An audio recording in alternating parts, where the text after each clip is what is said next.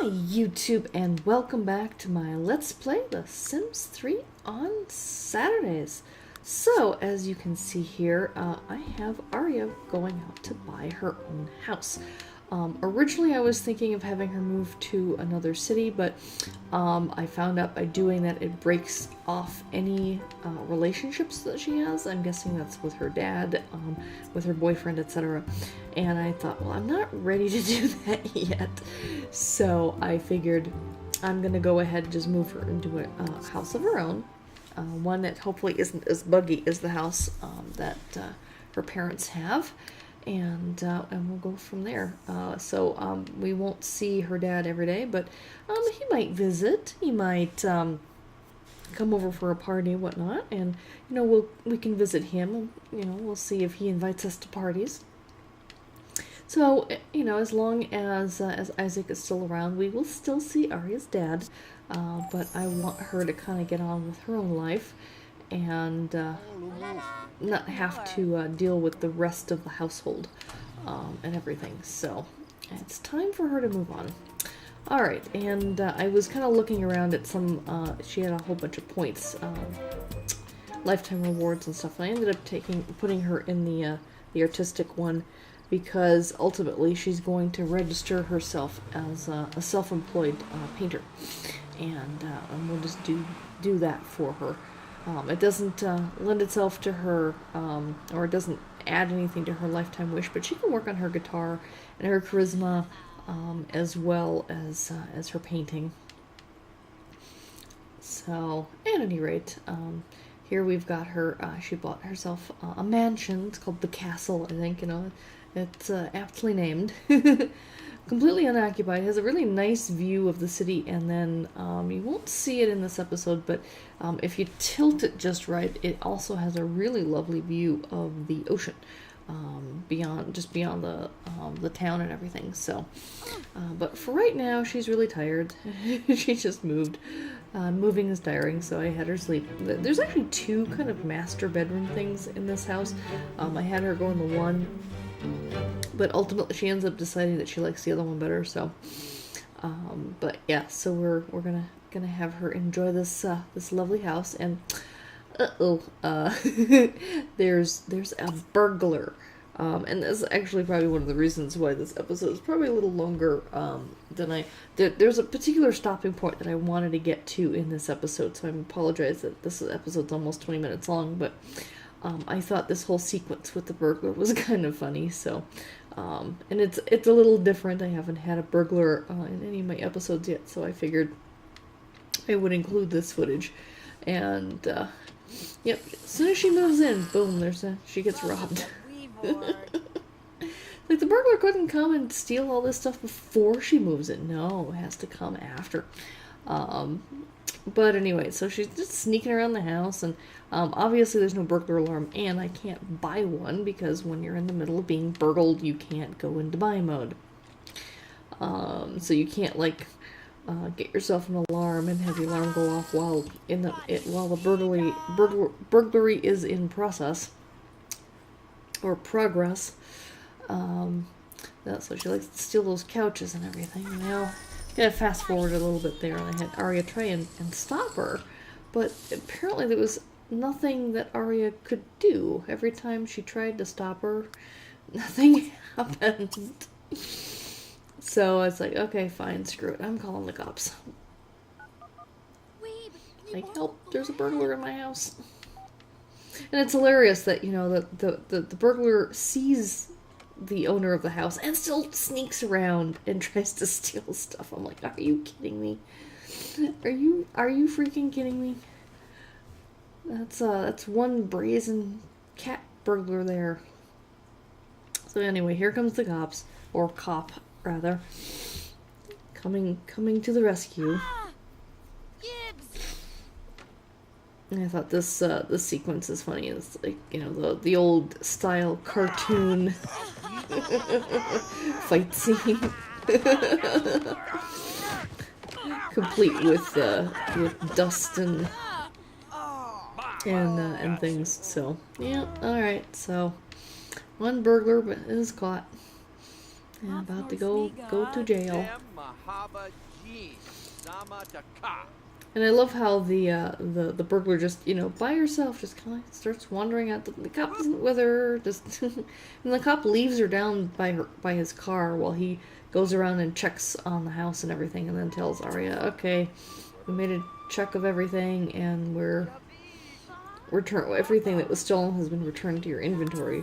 The only downside is you have to go and put everything back yourself. And I don't think I got everything that was stolen right away, so I still have some things I need to put back. But at any rate, so after all of that, Aria the next morning says, okay, I'm gonna invite Jeffrey over. Invite a foreign visitor, because apparently he does not live in her town. I did try and invite her once before over at the other house that she lived at, but unfortunately there was a glitch with the gate again and he couldn't get in, so I didn't even include it in the last episode. Alright, so she has now officially registered herself as self-employed painter. So here she is now starting her first masterpiece that she will sell.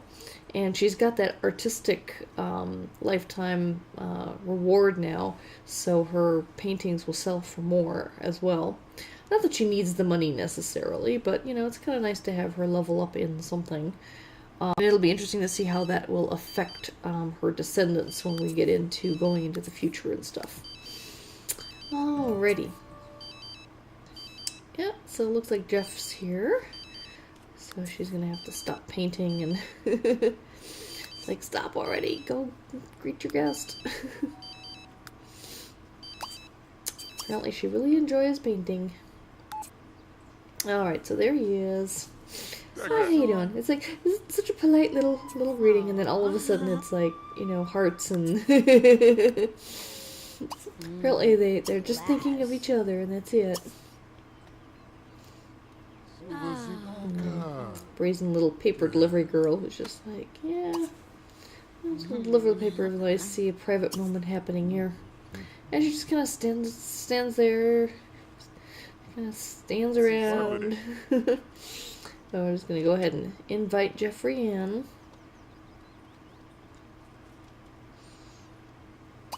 And we're gonna get to romantic canoodling, and I love this action he does. I didn't even, you know, that I did not control that action. He did it all on his own. I'm not sure which action that is, to be perfectly honest with you, but it's kind of cute. So we're getting into thinking she's flirty, and we might take it all the way to a woohoo here, just because, you know, they haven't seen each other in a few days. He's still back at the university, or at least he was. You know, since he's a university resident and everything. It's like he's one of those perpetual students who never graduates, right? Since he was kind of a quote-unquote townie from that area, but he was a student as well. But alright, here we go. I like that one. That's a newer one for me.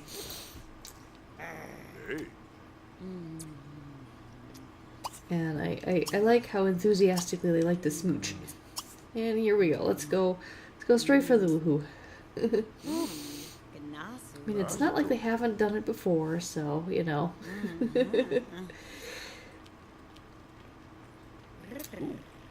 they just kind of enthusiastically grab each other. And here comes the maid. I don't say anything. Just gonna go clean. Oops. Yeah, I tend to accidentally move the camera there sometimes. Alright, so let's go ahead and get to the woohooing. Alright, and I had to do some editing there because they got up to the bedroom and then she had to go to the bathroom and then he lost interest and I had to restart everything. Alrighty, so here we go. Kind of solidify this relationship a little bit because I kind of like where it's been going, so I've decided that I'm going to try and take this particular relationship as far as it'll go. We may or may not see them get married at some point. We'll see. I do want him to be in a household before I let Aria move to another town, so that I figure if they both move together, it wouldn't break the relationship. Although I think I'll wait until after her dad passes away, just so that we kind of have a clean break there on that. And we make sure we spend time with her dad before that happens. Oh. And he just kind of wanders over there, and just does that. I'm not even telling him to do that yet. And here I'm taking a look at seeing if I can find the ask to move in thing, and it's asked to be a roommate, which I think screws things up. I don't know, but at least it keeps him from going back home. So he's kind of her roommate now, but he hasn't joined the household. I can't. He's not a controllable sim. So, but at any rate, at least it keeps him around long enough for me to kind of get my noose around him all the way, or get Aria's noose around him all the way, so to speak. All right, so we're gonna do some more romantic canoodling and stuff, and yet he keeps doing that. It's hilarious. Yep. I like this one. Heat of the moment kiss. It's there's a bunch of new romantic interactions. I kind of like some of these. They're kind of cute. Still haven't figured out all of the different ones, especially the one I keep seeing him do with her. Not quite sure where that's, and here I am just kind of staring at, like, how do I get him to move in? I know he's a roommate, but how do I get him to actually want to move in? I mean, if he's a roommate, he would technically live there, but I want him to be controllable, because I'd like to be able to control his dress style and that kind of thing. But I guess maybe we'll just have to wait until I get them married or something. I don't know. I had similar problems with Felicia and Isaac originally. I ended up not being able to get them to move in with each other, and I ended up having to get them married in order to get Isaac in the household.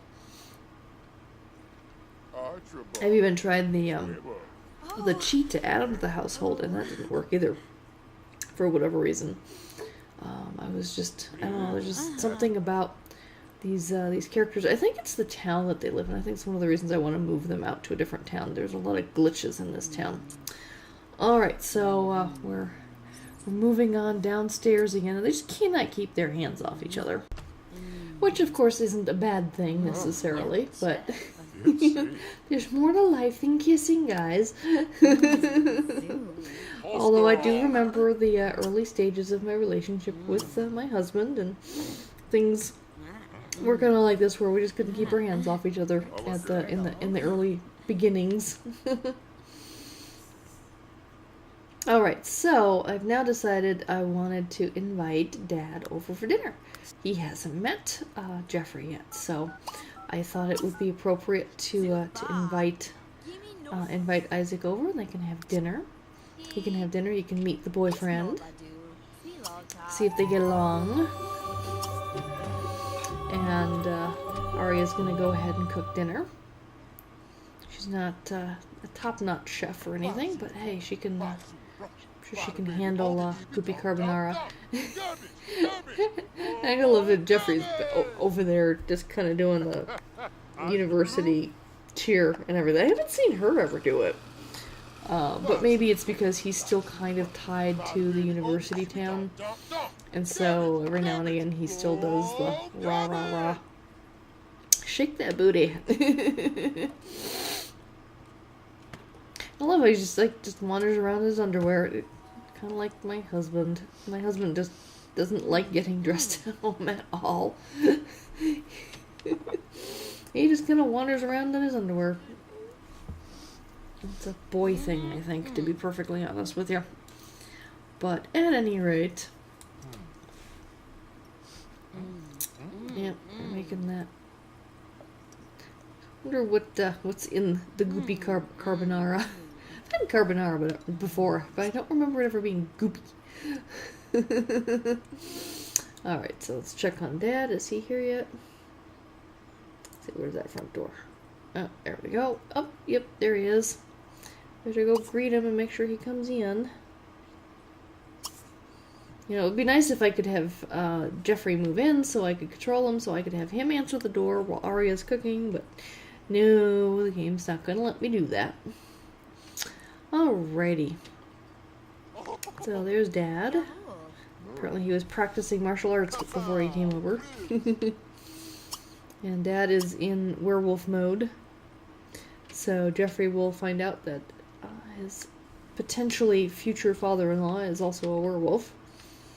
There's something about the swan women and being attracted to werewolves. I don't know. Now, the one thing I'm interested in is so Aria is half werewolf, right? Because her dad's a werewolf. But she never showed any tendencies towards being a werewolf. And if she has a baby, I mean, like I don't think there are werewolf children.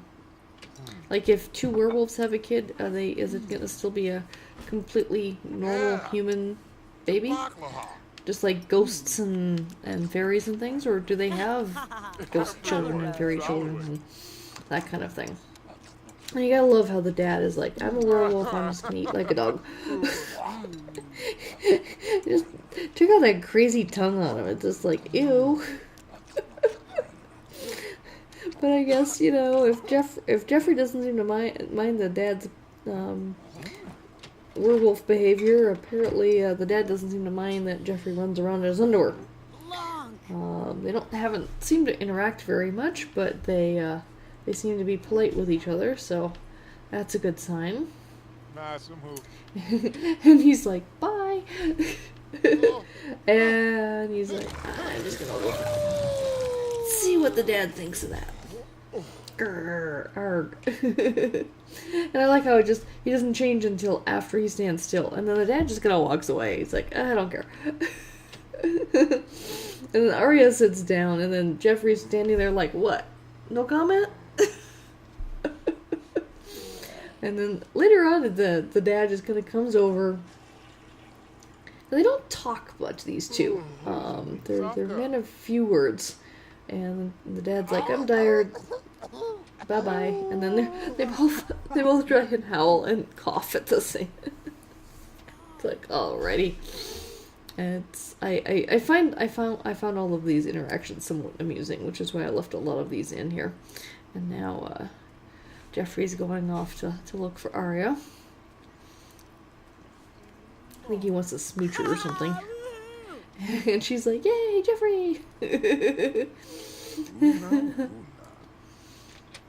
And Dad's like, alright, you two are having a moment. I think I'm gonna go home.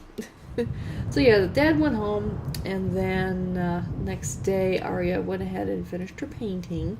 This is her first big painting. You can see she's got the glowy, sparkly thing on her hand.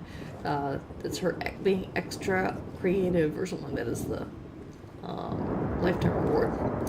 But I think this is going to be a long enough episode, but thanks for joining me, and we'll see the continued progress of Aria and Jeffrey's relationship over the next episode or 2 or 3 or more. And so please come back and join me. Thanks for watching, and remember to embrace randomness. Take care. Bye-bye.